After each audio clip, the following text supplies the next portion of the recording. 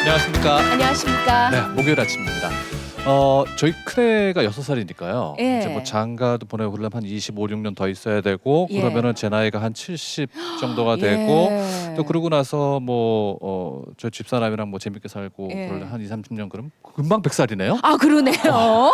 그러면은 인생 100세 계획이 다 나와 있으시군요. 돈 버는 것도 중요한데 예. 어떻게 하면 건강하게 살 수 있느냐가 진짜 고민일 것 같은데요. 예. 예. 윤인구 아나운서만 그런 거 아니죠? 오래 살고 싶으시죠? 건강하게 병 안 걸리고 그중에 그럼요. 특히 암 안 걸리고 싶으시죠? 그럼 오늘 꼭 보셔야 합니다. 암에 걸리지 않고 건강하게 오래 사는 법에 대해서 강의해 주실 분을 모셨습니다. 서울대학교 암연구소장이신 송용산 교수님, 큰 박수로 환영해 주시면 고맙겠습니다. 어서 오십시오. 어서 오십시오, 교수님. 안녕하십니까, 교수님. 반갑습니다. 네, 안녕하세요. 안 그래도 교수님 예. 저희 집안 어르신들 좀 장수하시는 분들이 많아서 저도 그럴 거라고 이제 감히 생각을 하는데 예. 네. 어떻게 건강하게 오래 사느냐가 중요한 것 같아요. 그렇죠. 요새 의학계에서 화두가 되고 있는 거는 그 기대 수명, 평균 수명이 이제 늘고 있기 때문에 건강하게 살 수 있는 평균 수명을 따라가는 건강 수명을 만들려고 그러죠. 그래서 제일 이상적인 거는 평균 수명과 기대 수명의 일치를 만들려고 하는 노력입니다. 예. 건강하게 사는 게 중요하죠. 네. 그러니까요. 건강하게 살고 싶어서 이렇게 인터넷 같은 거 검색해 보시죠. 정보가 너무 많아서 네. 뭐가 진짜인지 뭘 믿어야 하는지 모르겠어요.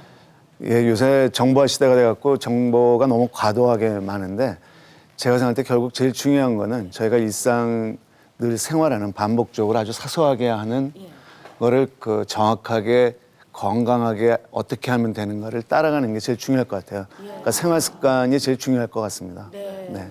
그 말씀은 뭐니 해도 미리 막는 게 중요하다는 말씀일 것 같아요. 그렇죠. 예방이 제일 중요하죠. 예. 예. 그러니까 하여간 오늘 교수님 강의만 열심히 듣고 그대로만 하면 암 안 걸리고 건강하게 오래 살 수 있는 거죠? 예, 도움이 될 거라고 믿습니다. 네, 알겠습니다. 도와주시기 바랍니다. 강의 청해 드리겠습니다. 예, 감사합니다.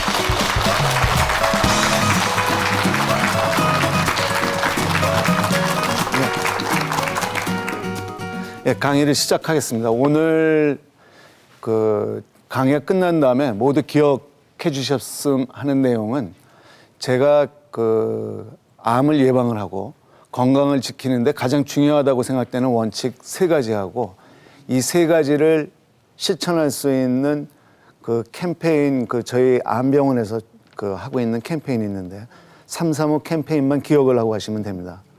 그래서 이 내용을 설명드리기 위해서 제가 크게 6부분으로 나눠서 말씀을 드리겠습니다. 제일 첫 부분에는 치료보다 예방이 중요하다는 말씀을 시작을 하고 두 번째 부분에서는 제가 생각할 때 가장 중요하다고 생각되는 그 건강 원칙 3가지를 말씀을 드리겠습니다. 그리고 세 번째, 네 번째 부분에서는 그 사람들이 살아가고 그리고 건강에 가장 중요하다고 생각되는 식생활 습관하고 운동 습관에 대해서 말씀을 드리겠습니다. 그리고 그 저희 사람들 중에 가장 건강에 위협을 받는 그룹이 있습니다.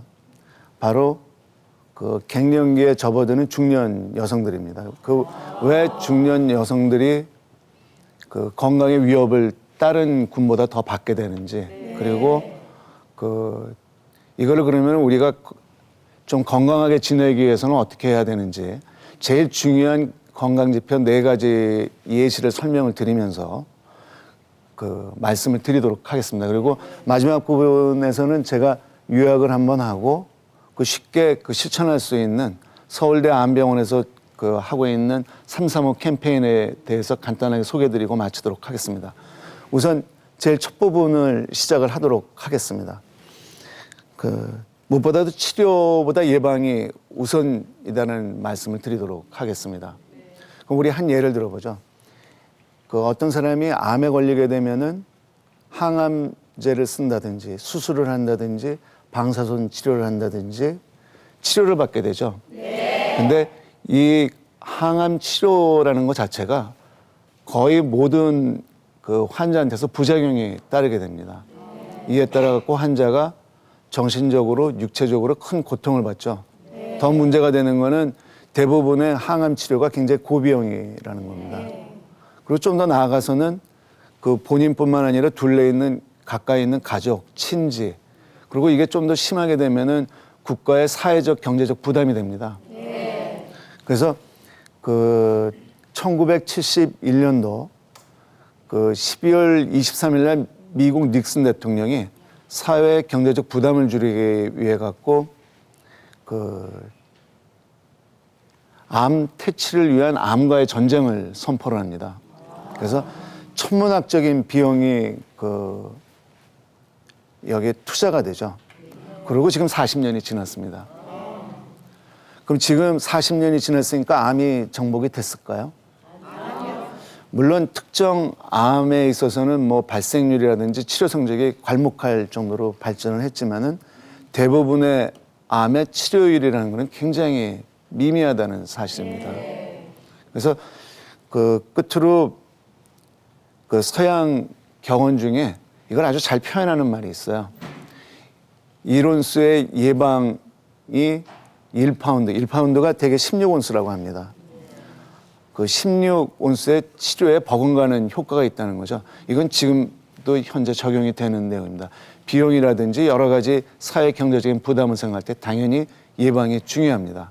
그러면은 그 암을 예방할 수 있을까요? 대개 그 확실하게 증명을 할 수는 없지만은 의사들끼리 얘기할 때 한 70% 정도는 예방할 수 있지 않을까 생각을 합니다. 더군다나 지금처럼 100세 고령화 시대를 맞이할 때 가장 중요한 질환 중에 하나가 바로 암이겠죠. 그래서 이 암을 예방하는데 가장 중요하다고 생각되는 저 나름대로 판단을 했을 때 제일 중요하다고 생각되는 원칙 3가지를 오늘 말씀을 드리도록 하겠습니다. 첫 번째는 수많은 건강 정보를 맹신하자 말아야합니다. 저희는 지금 정보화 시대를 살고 있기 때문에 무수한 정보 속에 있죠. 스마트폰을 켜도 그렇고 뭐 텔레비를 봐도 그렇고 정보가 너무 많아요. 정보가 너무 많다는 얘기는 쓸 수 있는 정보를 선택하기가 쉽지 않다는 얘기예요. 그리고 이 중에서 어떤 게 진실이고 어떤 게 거짓인지 알기가 어렵다는 문제입니다. 그래서 그 결론부터 말씀드리면은 제가 처음에 말씀드린 것처럼 그 수많은 건강 정보를 너무 맹신하자 말아야합니다. 2가지 사실로 이거를 설명을 드리겠습니다. 우선 그 첫 번째 사실은 우리 인체는 굉장히 불가사의하다는 겁니다. 우리 인체를 구성하고 있는 그 가장 작은 단위가 세포인데 숫자를 세기도 어려워요. 60조 개로 구성이 되어 있습니다. 그러면은 이 우리 인체를 구성하는 세포 하나를 좀 들여다볼까요? 보통 우리가 그 작은 세포 하나하나를 그 정밀한 기계나 아니면은 잘 짜여져 있는 조직으로 그 비유를 하는데 진짜 그런지 한번 볼까요? 일단 저희 세포 하나하나는 항상 생성과 소멸이 매일 반복이 되고 있는 것도 있고 일정한 주기를 갖고 반복이 되고 있습니다. 그러니까 생성이 된다는 얘기는 세포가 새롭게 만들어지는 거죠. 그럼 새로운 세포가 만들어지려면은 세포를 구성하는 구조물들이 부속품들이 있어야 돼요. 그럼 그 구조물을 만드는 공장이 있어야 되고 공장이 돌아가려면 발전소가 있어야 되겠죠. 그리고 공장에서 만든 게 모두 100% 합격할 수는 없죠. 그러니까 그거를 선별하고 처리한 다음에 없앨 수 있는 재처리 시설도 있어야 돼요. 그리고 이거를 전체 총괄해 갖고 아주 그 한목적적으로 돌아가게끔 해주는 통제 시설도 있어야 되죠. 이 하나의 세포에서 이게 모든 게 다 이루어지고 있는 거죠. 그러면은 좀 더 그 진행을 해볼까요? 이 세포 종류가 또 굉장히 많습니다.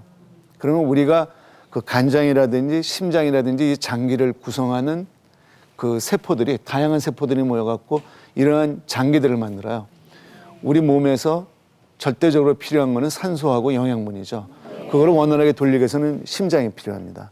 그리고 여기서 필요한 그 음식물을 섭취한 다음에 에너지로 전환해주는 그 뭐 대장이라든지 소장이라든지 이런 게 있죠.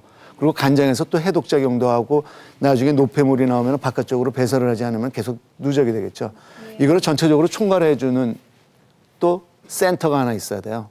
그러니까 우리 몸이라는 거는 거의 불가사의한 생명체라고 생각을 합니다. 현재까지 만들어져 있는 어떠한 기계도 흉내낼 수 없는 아주 정밀한 기계로 비유할 수가 있겠죠. 근데 이처럼 정밀한 기계를 저희가 어디가 좀 건강이 안 좋아서 고장이 났다고 가정을 할 때 어떤 한 가지를 고쳐갖고 그거를 쉽게 짧은 시간 내에 고칠 수 있는 경우도 물론 있겠죠. 그렇지만 대부분의 경우에 있어서는 거의 불가능하다고 생각을 하면 됩니다. 그러면은 저희가 어떤 마음으로 건강에 대해서 대해야 되냐면은 마음가짐은 농사를 짓는 농부의 마음으로 대해야 된다고 생각을 합니다. 그러면은 우리가 벼농사 짓는 과정을 한번 생각을 해볼까요? 봄에 씨를 뿌리고 그리고 비료를 주고 농약을 주고 열심히 정성껏 가꾸죠. 그리고 모내기를 한 다음에 시간이 지나면은 가을에 결실이 맺어갖고 수확을 해요. 그러니까 똑같은 마음을 가져야 됩니다. 정성과 시간을 들여야 되지 갑작스럽게 어떤 특정한 비방을 갖고 짧은 시간에 좋아지는 거를 기대하는 거는 너무 과한 욕심이죠. 그러면은 두 번째 사실을 말씀을 드리겠습니다. 저 같은 의사들이 최근 20년 동안 활용하고 있는 가이드라인이 있습니다. 그거를 근거 중심 의학이라고 합니다. 무슨 얘기냐면은 의사들이 어떤 의학적인 판단을 하고 처치를 하는 데 있어서 가장 가이드라인으로 사용하고 있는 거를 근거 중심 의학이라고 해요. 뭐 잘 아시겠지만 의사는 사람을 다뤄야 되기 때문에 공부를 많이 해야 될 것 같죠? 네, 실제로 공부를 굉장히 많이 합니다. 특히 20년 전부터 근거 중심 의학이 나온다면은 끊임없이 계속 따라가야 돼요. 1980년도 말에 근거 중심 의학이 나오던 배경이 환자를 치료하는 게 의사마다 다르면은 우리가 물건을 구매할 때 판단하기가 쉽지가 않죠. 요새 무수히 많은 정보가 있는 것처럼. 그래서 환자한테 최선의 치료를 하기 위해 갖고 체계적인 연구 결과를 통해서 얻어진 과학적인 근거가 있는 판단을 한 다음 환자를 처치하는 것을 지침해주는 가이드라인이에요. 그래서 이게 90년 초반에 확산이 되면서 건강에 관계되는 생명과학 분야까지 전부 확장이 돼 갖고 현재 근거 중심 의학의 근거를 두고서는 대개는 얘기를 하게 하죠. 왜냐하면은 한 번 망가진 건강은 회복이 잘 안 되기 때문에 그렇습니다. 그러면은 근거 중심 의학은 완벽할까요? 사람이 하는 거는 완벽할 수가 절대 없죠. 물론 현재 근거 중심 의학에 대해서도 논란이 굉장히 많지만은 현재 20년 동안 별탈 없이 진행이 되고 있고 가장 신뢰성이 있고 이를 대별할 수 있는 방법이었기 때문에 오늘 제가 말씀드리는 내용은 근거 중심 의학의 근거를 두고 말씀을 드리겠습니다. 근거 중심 의학에서 가장 신뢰성이 높은 연구 결과라는 것은 잘 계획된 연구 계획서 아래서 잘 통제되어 있는 상황 아래 무작위로 추출한 두 군을 나눈 다음에 A란 방법이 B란 방법이 좋은지 두 환자군을 대상으로 해갖고 두 군을 대상으로 해갖고 무작위 연구를 했을 때 비교 연구를 해서 나온 결과가 가장 신뢰성이 높은 근거라고 합니다. 말도 굉장히 복잡하죠. 근데 건강에 관계되는 대부분의 정보들이 이걸 하려면은 비용과 시간이 엄청나게 소모가 돼요. 네. 그래서 대개는 큰 제약회사에서 개발한 약제들 위에는 하기가 어렵다는 점이 있습니다. 물론 미국처럼 이렇게 잘 사는 나라인 경우에는 매년 3조 원씩 이러한 거를 진행을 하는데 환자 대상할 수 있는 군도 굉장히 제한적이고 보통 암이 발생하려면 한 5년 내지 10년 정도 필요하다고 하는데 그 기간을 기다리기에는 너무 시간이 빨리 지나가죠. 그래서 이 연구를 하기가 어렵기 때문에 후양적 연구를 합니다. 후양적 연구라는 거는 일단 저희가 A라는 방법이 좋다고 생각할 때 A라는 방법을 쓴 분들하고 B라는 방법을 쓴 분하고 직접 비교를 한 다음에 거기서 나온 연구 결과예요.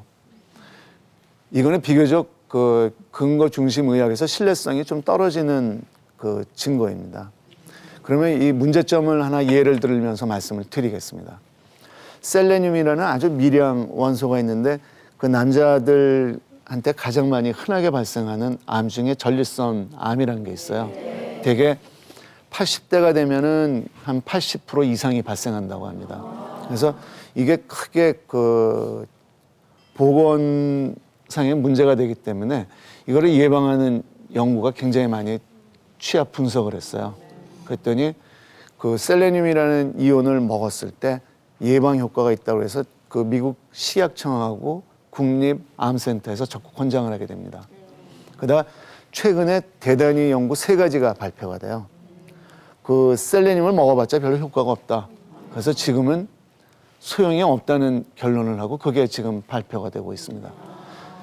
이처럼 정보가 그 정부에서 그 관장하는 기관에서조차도 효과가 있다고 권장하던 게 효과가 없다는 식으로 판별이 되는 것처럼 무수히 많은 우리가 알고 있는 정보들, 특히 건강하게 되는 음식이라든지 어떤 특별한 비방의 경우에 있어서는 증거가 굉장히 낮다는 사실, 잘못됐다는 얘기가 아니고 증거가 이렇게 생각하는 것처럼 높지 않다는 겁니다.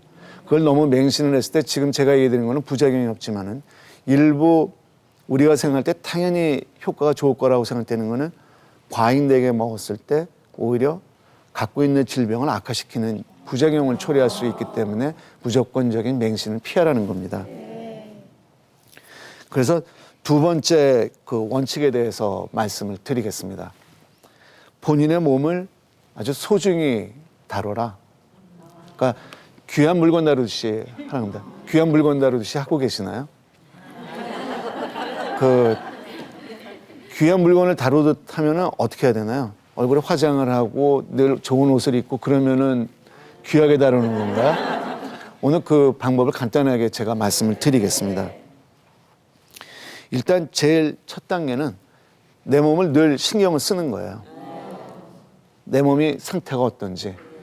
우리 몸은 제가 아까 말씀드린 것처럼 정교한 기계하고 비슷하다고 그랬죠. 이 정교한 기계에 그 문제가 있을 때 경고등이라든지 아니면 경고음이 울리지 않는다고 생각하기가 어렵겠죠. 우리 몸에는 항상 경고음하고 경고등을 울려주고 있어요. 우리한테 조심하라고. 우리가 신경을 못 쓰는 것뿐이죠. 그러면은 그 경고등은 뒷부분에서 다시 말씀을 드리고 2번째는 좋은 습관을 들여야 됩니다. 좋은 습관이라는 거는 그 항상 정비하는 거하고 똑같습니다. 그 좋은 습관 중에 뭐 가장 쉬운 거는 일단 최근에 우리나라에서도 그 흡연을 못하게 막고 있죠. 그 면이 제일 중요합니다. 2번째는 그 술 문제가 되겠는데 금주라기보다는 절주를 되게 하라고 그러죠. 그리고 그 모든 생명체는 움직이면서 음식을 구한 다음에 섭취해갖고 그 에너지 대사로 사용하는 게 생존의 필수적인 여건입니다. 생존의 필수적인 이 움직임과 음식은 건강에도 가장 중요한 그 인자들이 됩니다. 그래서 그 식생활 습관하고 운동 습관을 저희가 가장 잘 들이면은 건강을 유지하는 데 도움이 된다는 내용입니다. 그러면 우선 좀 구체적으로 들어가기 전에 인체는 정밀한 기계와 같다고 그랬죠? 도저히 현재 나와 있는 기계로는 인체를 답습을 할 수가 없어요. 심지어는 우리 인체를 구성하는 하나의 세포를 흉내를 내기조차도 쉽지가 않아요. 그러면은 뭐 미흡하긴 하지만은 그 최근에 자동차 발전이 워낙 빨라지니까 자동차 비유를 한번 해볼까요?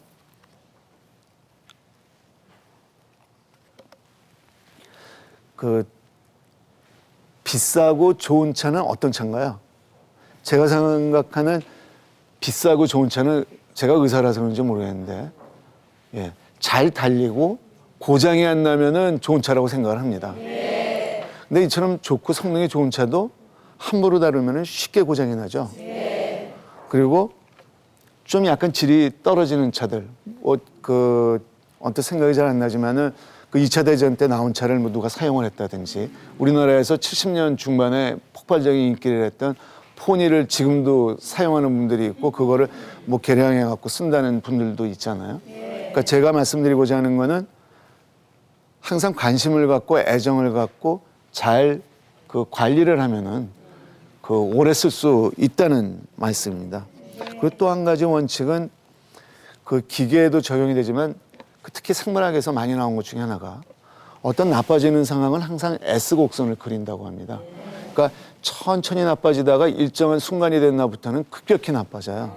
그러니까 상당한 기간 동안에는 이거를 보완해 줄 수 있는 시간을 주는 거죠. 기계보다 훨씬 더 빨리 나빠져요. 그러니까 기계는 새로 바꾸면 되지만 우리 인체는 바꿀 수가 없죠. 그러니까 항상 그 우리 몸에 신경을 써야 됩니다. 그러면은 그 어떻게 저희가 그 신경을 쓸 수 있을까요? 경고음을 관찰하면 됩니다. 그럼 경고음이 어떤 게 경고음이 될 수 있을까요? 그렇죠. 대개 경고음은 크게 두 가지로 분류를 할 수가 있습니다. 하나는 응급 상황에서 우리가 빨리 대처를 해야 될 때 들어오는 경고음이 있고, 좀 비교적 좀 천천히 교정을 해도 되는 비응급 상황에서 들어오는 경고음이 있어요. 경고음은 제일 중요한 거는 바로 통증입니다. 우리 몸에 통증이 없으면은 굉장히 위험해요. 연세 많이 든 분들이 대개는 그 맹장염이 생겼을 때 아기들하고 전혀 다른 양상을 보여요. 왜냐하면 통증이 없기 때문에 그래요. 두 번째는 우리 몸에 열이 납니다. 굉장히 응급 상황을 알려주는 거예요. 그 다음에 세 번째는 사람은 정신적으로 육체적으로 잘 움직이면은 되죠. 움직임이나 우리가 정신적으로나 어떤 그 신체적인 움직임이 그 굉장히 부자연스러울 때, 예를 들어 갖고 한쪽 팔이 안 움직인다든지 갑자기 한쪽 눈이 안 떠진다든지 아니면은 뭐 갑자기 어저께 있었던 일이 전혀 기억이 안 난다든지 이런 급격한 정신적 육체적 변화가 있으면은 굉장히 응급 상황이라는 거를 우리가 알 수가 있죠. 그다음에 비응급 상황은 우리가 자동차를 아까 제가 비유해서 한 번 더 드리죠. 자동차 그 브레이크를 오래 쓰면은 거기 마모되는 부분이 있죠. 그리고 일정한 부속품을 오래 쓰면은 바꿔야 되죠. 그러니까 우리가 주의 안 하고 넘어가면은 안 되는 경고음들이 있어요. 관찰을 안 했을 때. 그러니까 이것도 마찬가지로 어떤 식생활 습관이라든지 운동 습관이 잘못됐을 때 신체적으로 육체적으로 부자연스러운 그 움직임이 있을 때 우리한테 주는 경고음입니다. 예를 들어 갖고 평상시에 쉽게 기억하던 내용들이 잘 기억이 안 난다든지 아니면은 그 친구하고 약속을 했는데 잊어버렸다든지 그리고 평상시에는 뭐 계단을 올라가는데 전혀 불편한 게 없는데 갑자기 심장이 답답하다든지 아니면 어지럽다든지 이런 경고음이 끊임없이 들어와요. 근데 중요한 거는 우리 몸은 굉장히 정밀한 기계라고 그랬잖아요. 중요한 시스템을 계속 보완을 해줍니다. 딴 데서 여러 가지 기계들이 같이 들어와 갖고 하나가 망가지면 옆에 있는 게 보완을 해줘요. 그러니까 상당히 망가지기 전까지는 우리가 불편한 거를 별로 못 느껴요. 그러니까 중요한 거는 내 몸을 항상 그 경고음이나 빨간 경고등이 들어오는지 관찰하기 전에는 그냥 스치고 지나갈 수 있다는 겁니다. 그러면 경고가 들어오면 우리가 그 고쳐야겠죠? 그때마다 병원에 가야 되나요? 아니죠. 우리 몸에 경고음이 들어오면 우리 몸을 일단 우리가 점검을 할 필요성이 있습니다. 어떤 점검을 해야 될까요? 제가 오늘 그 강의 초반부터 말씀드린 것처럼 모든 살아있는 생명체는 움직이고 그 음식을 구한 다음에 섭취를 해갖고 그 에너지 대사를 해야지 살아갈 수가 있어요. 중요한 거는 움직임하고 그 다음에 식생활 습관이에요. 혹시 내가 현재 음식이나 다른 그 약을 먹는데 뭐 좀 이렇게 잘못된 게 있나 한번 먼저 점검을 합니다. 두 번째는 정신적으로, 육체적으로 내가 지금 좀 평상시하고 다른 잘못된 습관들이 있지 않나. 뭐 대개는 그 우리나라 그 남자들 경우에는 그 음주 습관이 가장 나쁘다고 합니다. 그러니까 몸이 안 좋으면 일단 제일 먼저 쉽게 떠올릴 수 있는 거는 음주죠. 예를 들자면 그렇다는 얘기입니다. 그 다음에 이제 세 번째 중요한 원칙이 있습니다. 그 우리가 항상 어릴 때부터 들어온 얘기지만 편식하지 말라고 맨날 그러죠. 이게 아주 진리예요. 절대 한 곳에 치우친 어떤 일을 하게 되면 우리 몸에 무리가 갑니다. 절대 그 치우친 운동이라든지 습관을 만들면 안 돼요. 이거를 그 좀 더 유식한 단어를 써갖고 호메시스 효과라는 게 있어요. 이게 뭐 여러 가지 그 건강 보조식품 이제 회사에서도 많이 인용을 하는데 이게 검증은 전혀 돼 있지는 않지만은 굉장히 그 좋은 이론이기 때문에 소개를 시켜드리도록 하겠습니다. 호메시스 효과라는 거는 이 동물학 독성화에서 나오는 제일 기본 개념 중에 하나예요. 그러니까 모든 좋은 음식이나 약이라도 고용량을 사용을 하게 되면은 독약으로 작용할 수 있다는 기본 개념입니다. 그러면은 그 호메시스를 설명해서 두 가지 예를 제가 들겠습니다. 제일 많이 예를 드는 게 바로 다이어트입니다. 최근에 그 워낙 비만 환자들이 많이 느니까 그리고 건강에 문제가 있다고 방송에서도 굉장히 많이 나오잖아요. 그러니까 다이어트에 굉장히 신경을 많이 써요. 그리고 그 실험실에서 그리고 동물을 이용한 실험실에서 한 연구 결과를 보면은 우리가 믿지 못할 정도로 엄청나게 좋은 결과들이 있어요. 어떤 결과들이냐면은 일단은 수명이 한 2배 이상까지 연장이 돼요.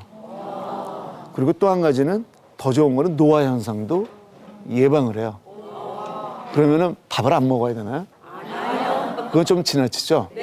근데 이 동물 실험을 할 때 한 20%, 30%, 50% 정도 그 식사량을 줄여갖고 실험을 합니다.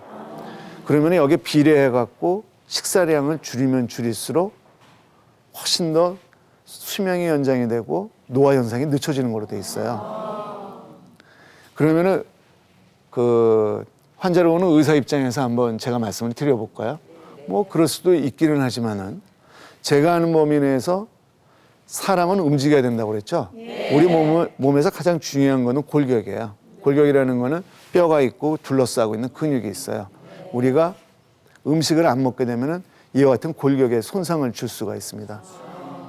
오래 살고 기억력이 좋을지는 모르지만은 움직이지 못하면서 지내는 거는 그 뭐 느끼실지 모르지만 굉장히 힘든 일입니다. 하루만 우리가 누워 있어도 온몸이 다 아파하고 지낼 수가 없어요. 그러니까 그 다이어트도 몸에 딴 이 자료를 보면 꼭 흉내를 내고 싶은 생각이 저도 유혹이 듭니다.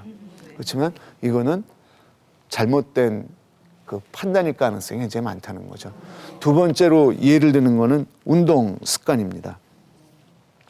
운동을 많이 하면 좋죠. 그렇죠?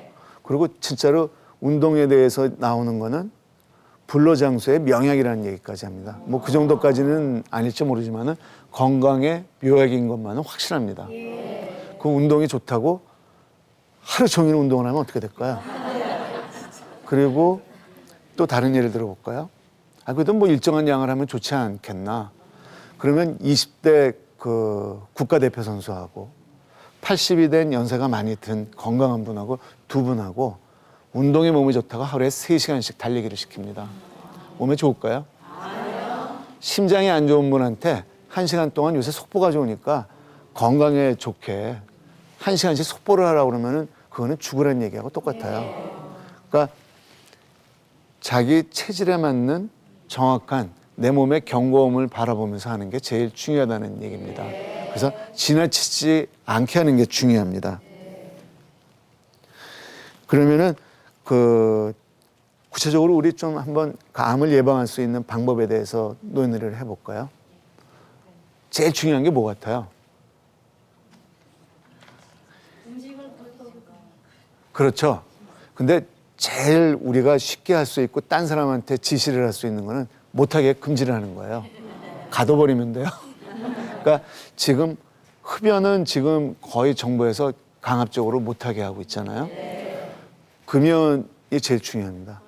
뭐 이것도 수치로 환산하기는 어렵지만 되게 생각하는 거는 그냥 여러 가지 그 의학적인 연구 결과를 볼 때 한 뭐 많게는 30% 정도까지 만성질환하고 암을 예방할 수 있지 않을까 생각을 합니다. 그래서 금연을 해야 돼요. 두 번째는 절주가 중요합니다. 절주에 대해서는 제가 좀 그 자세한 설명을 드리겠습니다. 왜냐하면은 뒷부분에서 사람마다 체질이 다르다는 얘기를 드리기 위해서 여기서 이해가 쉽기 때문에 좀 자세히 설명을 드리겠습니다. 되게 적당한 음주 용량은 어느 정도가 적당할까요? 아예 안 먹나요? 네, 인간이 개발한 가장 좋은 음료수 중에 하나라고 하는데 그걸 전혀 안 먹을 수는 없죠. 대개 남자가 맥주 2캔, 그리고 여성분들이 1캔 정도는 그 하루에 한 번 그 정도 먹으면 크게 문제는 없다고 합니다. 그러면 모든 사람한테 이게 적용이 될까요? 아니요.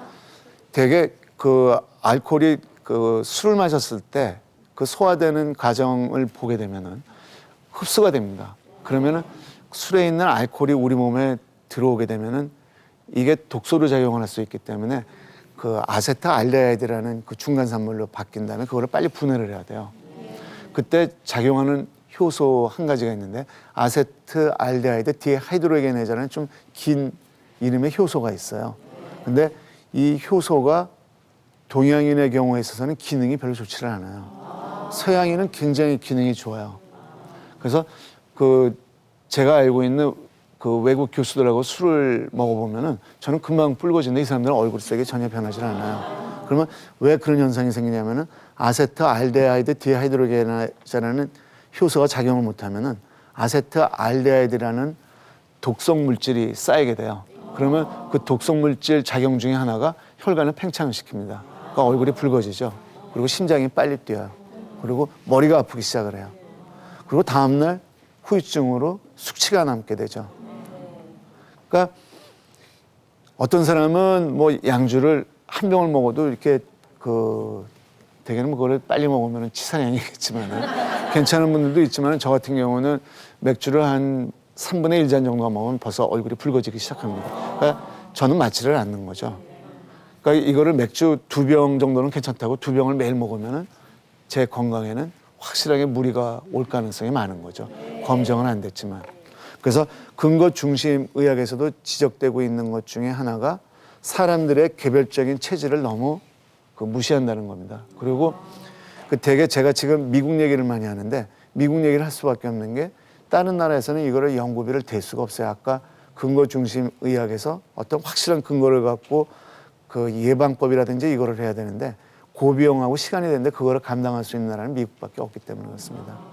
그 불행하게도 대부분의 연구가 서양인을 대상으로 하고 환경이 다른 데서 이루어진 연구라는 거죠.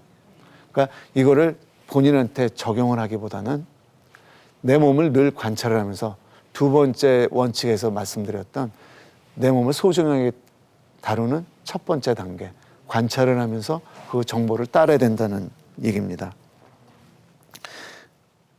그리고 살아가는데 제일 중요한 거는 움직이는 거하고 먹는 거라고 그랬죠. 네. 그러면은 우리 건강을 위해서 제일 중요한 것도 운동 습관하고 식습관입니다. 네. 그러면 식습관에 대해서 이제 그 세 번째 주제에 대해서 말씀을 드리겠습니다.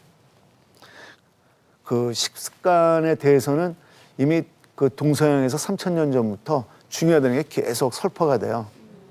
그 미국 그 연구 결과 중에 아주 흥미로운 연구 결과가 있는데 되게 미국 사람들이 요새 고기 많이 먹는 것 같잖아요.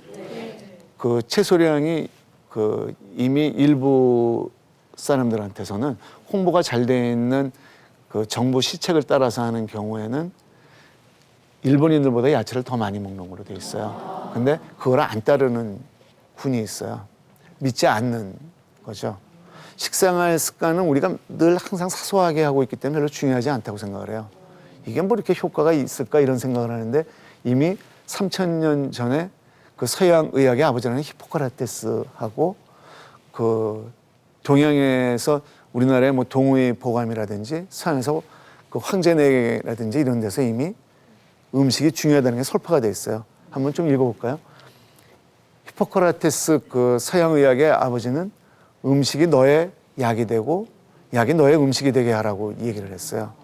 그리고 음식과 약은 같다고 이미 그 동양의학에서는 얘기를 했고 우리나라 동의보감에서는 음식 동원이라고 음식하고 약은 동일한 기원이라는 얘기가 이미 되고 있어요. 네. 진짜 그럴까요? 아까 제가 말씀드린 알코올 먹으면 여러 가지 작용이 굉장히 많잖아요. 네. 그게 반작용으로 부작용을 만들 수 있지만 그게 자극을 줘갖고 좋게 만들 수도 있거든요. 그러니까 음식이라는 건 우리 몸에 굉장히 지대한 영향을 줄 수가 있습니다. 그러면은 그 사람들이 어떤 식으로 먹어야 되는지 그 원칙이 몇 가지가 있는데 그거를 말씀드리기 전에 사람들 체질이 굉장히 다양하다는 얘기를 드리겠습니다. 그 사람은 인종, 그리고 살고 있는 지역, 그리고 또 그 지역에서도 자기가 살고 있는 환경, 그 다음에 나이, 성별, 직업에 따라 엄청나게 체질이 달라요. 뭐 쉽게 얘기하면은 20대 아까 제가 예를 들었지만 20대 국가대표 선수하고 그 80대 된 연세든 그 계속 앉아갖고 뭐 그 사서 일을 하는 분하고 똑같은 건강일 수가 없잖아요. 당연히 체질이 다르고 음식하고 운동 습관은 달리해야 되는 게 정답이죠. 그러면은 또 다른 예를 한번 한 3가지 정도로 이게 워낙 중요하기 때문에 다시 말씀을 드리겠습니다. 제 아내 되는 사람이 쑥하고 국화꽃에 알레르기가 굉장히 심해요. 그래서 그 가을에는 밖에 잘 나가지를 못해요. 근데 최근에 쑥하고 국화꽃이 굉장히 몸에 좋다고 그 건강식품 회사에서 개발도 많이 하고 있고 굉장히 널리 퍼져 있어요. 그 저희 집 사람한테 그거를 제가 준다는 거는 그 독약을 먹이는 거하고 똑같아요. 심한 경우에는 사망까지 가능해요. 가능할까요? 가능해요. 왜냐하면은 호흡곤란증이 갖고 천식이 심해지면 사망이 가능하거든요. 굉장히 위험할 수 있다는 얘기입니다.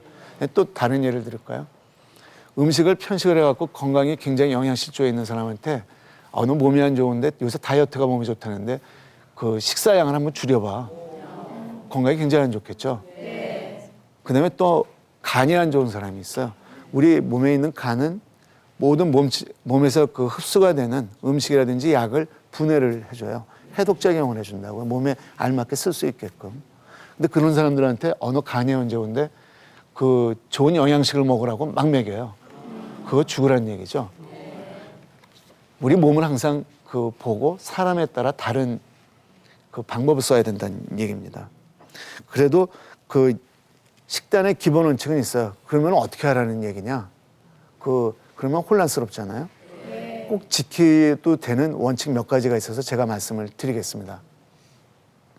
우선 가공식품은 되도록이면은 뭐 전혀 안 먹을 수는 없지만은 피하고 자연 상태의 음식을 먹으면 됩니다. 두 번째는 동물성 음식보다는 식물성 음식을 좀 취하는 게 좋습니다. 그리고 나쁜 지방을 대개는 피하면 좋습니다. 마찬가지 얘기지만은 그 동물성 지방이 대개는 좀 나쁘다고 합니다. 그럼 어떻게 구별을 하죠? 동물성 지방은 포화지방이라고 많이 들어보셨죠? 포화지방은 상온에서 이렇게 굳어요. 쉽게. 그러니까 그런 지방을 좀 피하면 됩니다. 그리고 식물성 지방을 좀 많이 먹으면 돼요.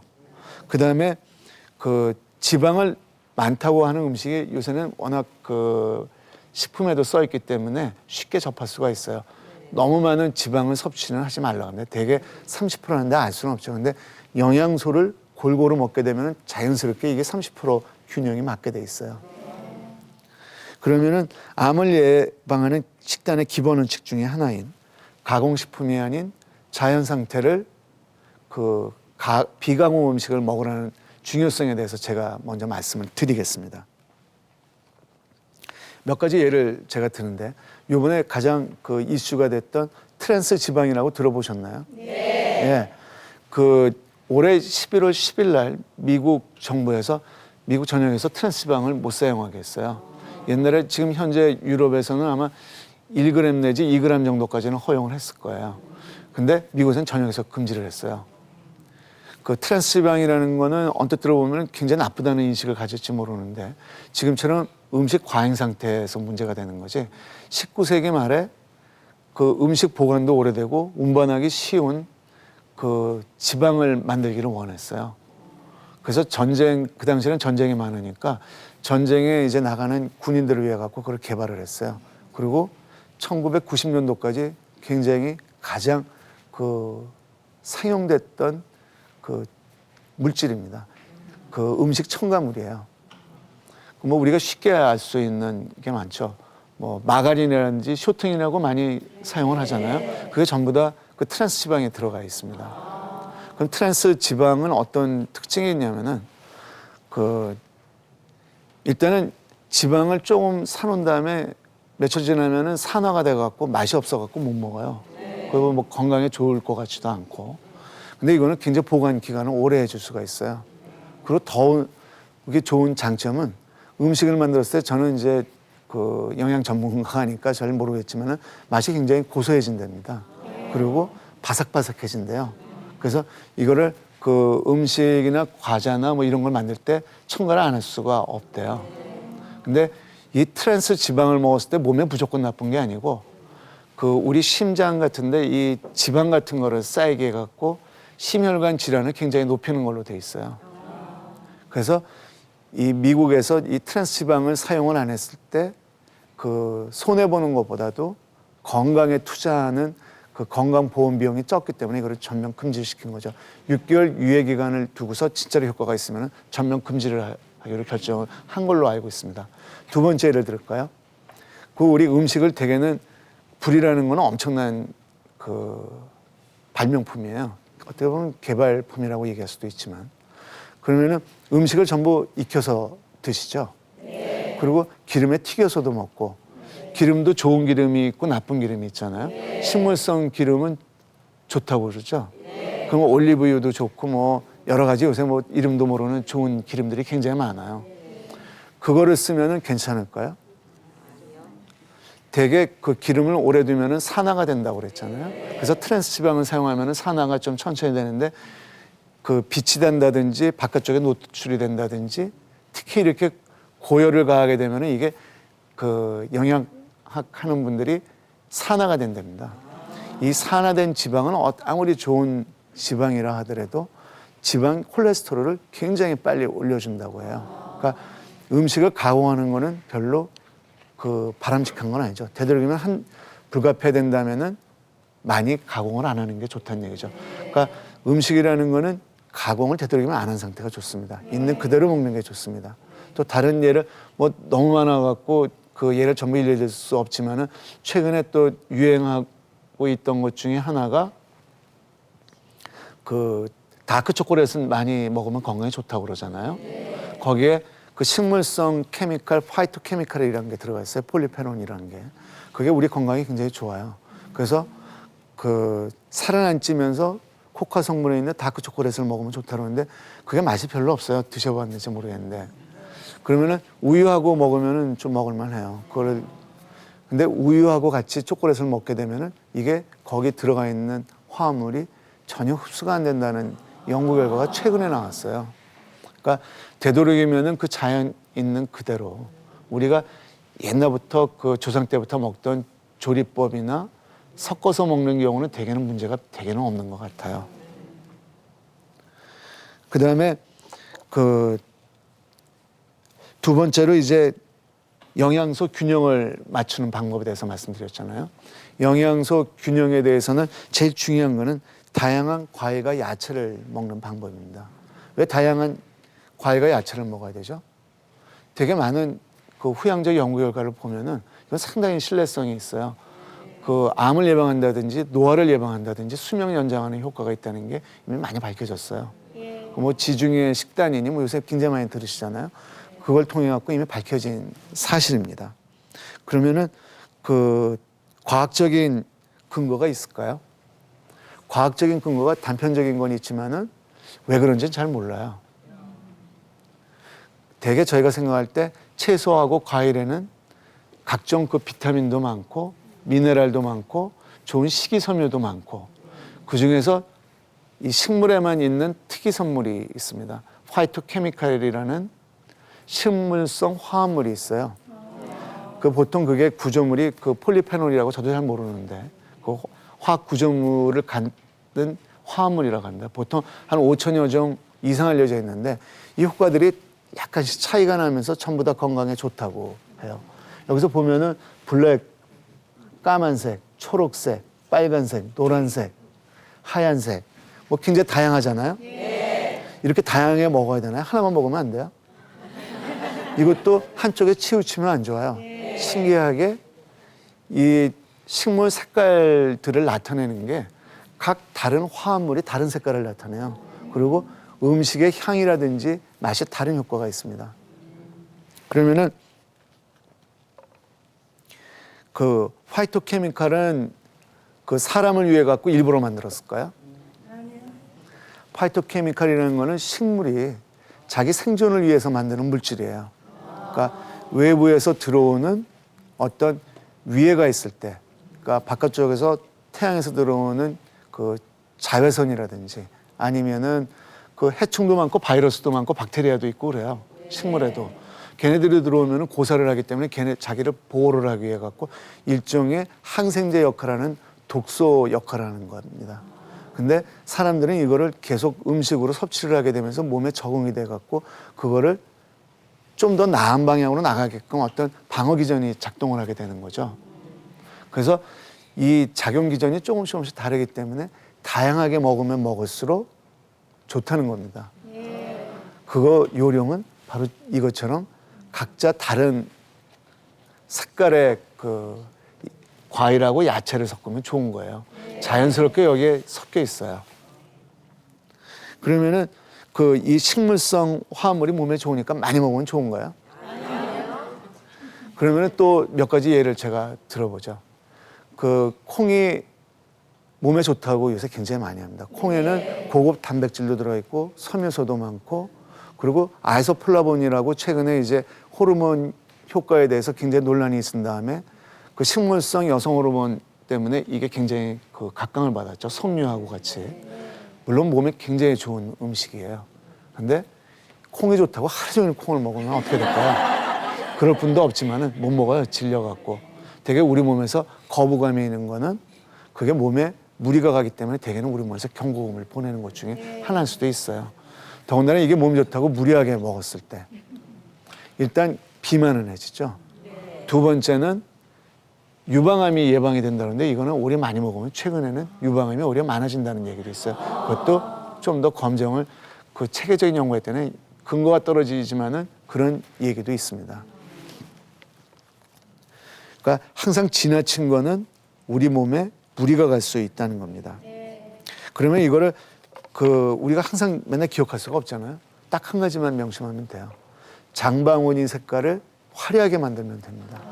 그러니까 고기도 넣고 생선도 넣고 빨간색, 파란색, 까만색, 노란색, 오렌지색 뭐 골고루 넣으면은 대부분 영양이 골고루 섭취가 되는 거죠. 따라서 되게 그 미국 같은 경우는 지금 비만 때문에 엄청난 고통을 받고 있어요. 정부나 개인이나 모든 사회가. 그때 제일 중요시 여기는 게 누군지 아세요? 바로 주부들의 교육 그 상태입니다. 그러니까 현재 미국에서 지난번에 그 제가 몇 년 전에 잊어버렸는데 한 2, 3년 전이었던 것 같아요. 미국에서 굉장히 그 축하를 한 적이 있어요. 비만 환자가 계속 지속적으로 늘다가 늘지를 않았답니다. 그게 대대적인 그 주부들을 대상으로 한 교육 효과라고 그 성공에 자축을 했다고 합니다. 그러니까 그만큼 중요합니다. 장보기 습관이 중요하다는 얘기입니다. 그 다음에 네 번째 주제인 운동 습관에 대해서 말씀을 드리겠습니다. 운동 습관도 그 제가 말씀드린 원칙에 해당이 될까요? 네, 세 가지 원칙이 굉장히 중요해요. 그 운동은 종류가 많나요? 뭐 축구, 농구, 뭐 굉장히 많죠. 근데 그건 어떻게 보면 전부 비슷한 그 범주예요. 그 운동을 다 할 수가 없잖아요. 그리고 음식도 똑같은 그 본인 생각지도 않게 비슷한 류를 먹는 것처럼 운동도 보면은 크게 세 종류밖에는 별로 없어요. 제일 중요한 운동은 유산소 운동이에요. 그 지구에 산소가 나오기 시작하면서 거의 살아있는 생명체는 산소를 사용을 합니다. 그 산소를 사용하는 우리 몸에 있는 연료를 태우는 유산소 운동을 해야 돼요. 유산소 운동이라는 건 어떤 거죠? 우리 몸을 주기적으로 율동적으로 만들어주는 그 좀 오래 장기간 할 수 있는 운동 종류가 대부분 유산소 운동이라고 생각을 하면 돼요. 그러니까 산소를 지속적으로 필요로 하는 운동. 뭐가 있을까요? 걷기나 달리기, 수영, 뭐 굉장히 많죠. 그리고 두 번째는 우리가 이제 소홀하기 쉬운 것 중에 하나가 요새 하도 다이어트를 하라고 그러니까 근육 강화 운동이에요. 그 근육 강화 운동은 힘을 쓰는 운동이에요. 우리 몸에 힘이 없으면은 그 자동차의 엔진 그 파워가 없는 거와 똑같아요. 힘이 없으면 잘 못 돌아다녀요. 그거는 되게 짧은 시간 동안에 무거운 물건 드는 운동이 해당이 됩니다. 뭐 팔굽혀펴기라든지 아령을 든다든지 아니면은 뭐 그 온몸 일으키기 같은 거를 예를 들 수가 있습니다. 그 근육을 키워놔야 돼요. 왜 그래요?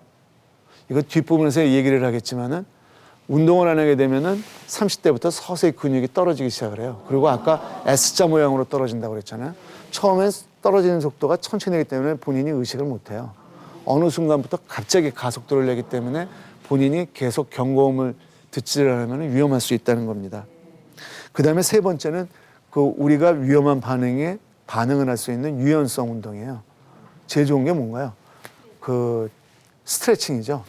그러니까 온몸을 기지개를 한번 핀다든지 그 되게 우리 관절은 움직이는 그 구간의 범위가 있어요. 그 구간의 범위를 다 움직이는 게 중요해요. 그러니까 대개는 소홀히 하는데 오십견이라는 것도 그 자기가 쓰는 필요한 근육만 사용을 하거든요, 관절을. 근데 그거 시간이 별로 걸리질 않아요, 해보시면은. 그거를 전부 다 한 번씩 아침에 한번 움직여 보는 거죠. 그러면은 그 운동은 어느 정도 강도로 어느 정도 하면 좋을까요? 그렇죠. 자기한테 맞게 적정하게. 그리고 약간 땀이 나고 약간 심박동수가 빠른 정도. 약간 우리 몸에는 자극이 들어오는 게 좋다고 합니다. 그게 도움이 된다고 해요. 아까 그 파이토케미컬을 얘기하면서 일종의 독소라고 그랬잖아요. 이게 아마 틀림없이 초반에는 독소로 작용을 했을 거예요. 근데 그 독소를 우리 몸에서 받아들이면서 자극으로 받아들이면서 그게 좋은 반응을 일으키는 걸 거예요. 우리 몸은 약간의 자극이 항상 있어야 돼요. 거기에 반응을 해갖고 건강한 상태가 되기 때문에. 그러면은 이제 그 다섯 번째 주제에 대해서 말씀을 드리겠습니다. 아까 건강에 가장 위협을 받는 집단이 있다고 그랬죠. 바로 갱년기에 접어든 중년 여성입니다. 그 왜 그럴까요? 그 애들이 입시가 되고 그래서 스트레스를 받아서 그러시나요? 물론 그렇죠. 그때 상황이 그 애들이 어떤 그 급격한 변화를 겪는 때가 됩니다. 되게 뭐 입시 처리된다든지 그렇지 않으면은 시집장가를 보낸다든지 뭐 여러 가지 그 가장 큰 일들이 많은 때예요. 거기다가 더불어 갖고 그 여자들은 아기를 낳는 그 축복을 받기는 했지만은 그에 상응하는 또 이렇게 상당히 그 불편한 점들이 많아요. 그 중에 하나가 그 달달이 있는 그 생리를 겪게 되죠. 우리가 생각하면은 단순하게 생각할 수 있지만은 그 생리 주기를 보게 되면은 두 가지 호르몬이 아주 급격하게 변하는 걸 볼 수가 있어요. 이 두 가지 호르몬이 우리 뇌부터 혈관하고 모든 데 영향을 줘요. 그러니까 한 달에 두 번 이렇게 큰 변화를 겪는 거죠. 그래도 이거는 좋은 자극으로 작용할 수가 있는데 갱년기가 되면은 폐경이 되죠. 생리가 끝나게 되면은 여성 호르몬이 전혀 나오질 않아요. 근데 이 여성 호르몬은 여성 건강에 굉장히 중요한 역할을 해요. 그러니까 대개 갱년기 되기 전까지는 남자들이 만성 질환 유병률이 훨씬 더 높아요. 여자들이 더 많고. 근데 갱년기가 되면은 유병률이 역전이 됩니다. 어느 정도까지 역전이 되냐면은 중년 여성의 만성 질환 유병률은 한 24.5%, 남성의 경우에는 한 17.1% 완전히 역전이 돼요. 그 이유는 여성 호르몬이 떨어지기 때문에 이 여성 호르몬이 떨어짐으로 인한 각종 부작용들이 나오기 시작을 하는 겁니다. 그리고 그 나이를 먹으면 먹을수록 우리 몸에 있는 기초 대사율이 떨어져요. 필요한 음식량이 줄어들어요. 왜 그래요? 아까 제가 그 우리 몸에서 새로운 세포가 계속 만들어서 공장을 돌린다고 그러잖아요. 그 공장을 잘 돌리려면 굉장히 효율적인 발전소가 있어야 되는데 그 발전소 기능이 계속 기구가 낳고 하니까 노화가 돼요. 이 자체가. 그러니까 옛날처럼 똑같은 운동량과 식사량을 하게 되면 그게 효율적으로 사용이 안 되고 자꾸 지방으로 쌓이게 되기 때문에 살이 찝니다. 그게 여성 호르몬이 떨어지게 되면 아주 극가속화를 해요. 그러니까 남자들보다 훨씬 더 건강에 위협을 받게 되는 거죠. 그러면 중년 이후에 비만이 들게 되면은 암이 많이 드나요? 굉장히 많이 늘어요. 그게 뭐 최근에는 약간 어느 정도의 비만이 몸에 좋다고 그러지만 과도한 비만, 그 체지방 지수 뭐 30이 넘게 되면 그거는 심각한 거죠. 그러면은 이처럼 건강에 위협을 받는 이 갱년기에 접어든 중년 여성한테 도움이 되는 건강 지표 4가지를 갖고 설명을 드리도록 하겠습니다. 우선 중년 이후에 비만이 증가한다고 그랬잖아요. 우리 몸에 있는 발전소 기능이 떨어져요. 그 발전소 기능을 유지시키는 방법이 또 있기는 해요. 그것도 우리 생활 습관이에요. 운동을 하면은 그 발전소가 계속 망가지질 않고 잘 가동을 해요. 그리고 최근에는 운동 생리하는 분들은 이 발전소 기능을 계속 유지해 갖고 근력을 유지하려는 연구들을 굉장히 많이 하고 있어요. 근데 아직까지 제일 확실한 거는 이 발전소 기능을 유지해 주는 거는 운동하는 겁니다. 그러면은 비만에 이제 동반이 되면서 중요한 거는 바로 근감소증이에요. 근육량이 30대부터 계속 줄어들기 시작을 해요. 근감소증이라는 거는 지방은 늘면서 근육량은 줄어드는 거예요. 그러면은 왜 근육량이 중년 여성에서 더 가속화되죠?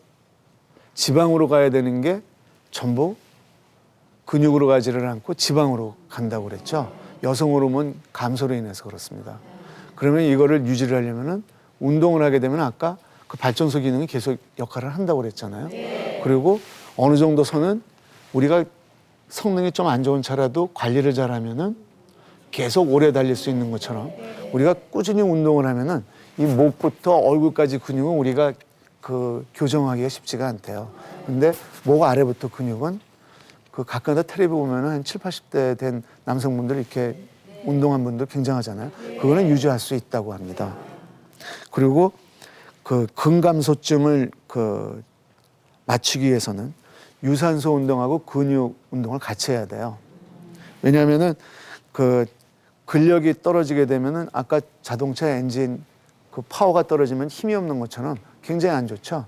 그러니까 근육량은 계속 같이 저항성 운동, 근력 운동이라고 보통 우리가 하는 아령들기라든지 뭐 앉았다 일어났다든지 이런 운동을 계속해 주는 게 건강에 중요한 거죠.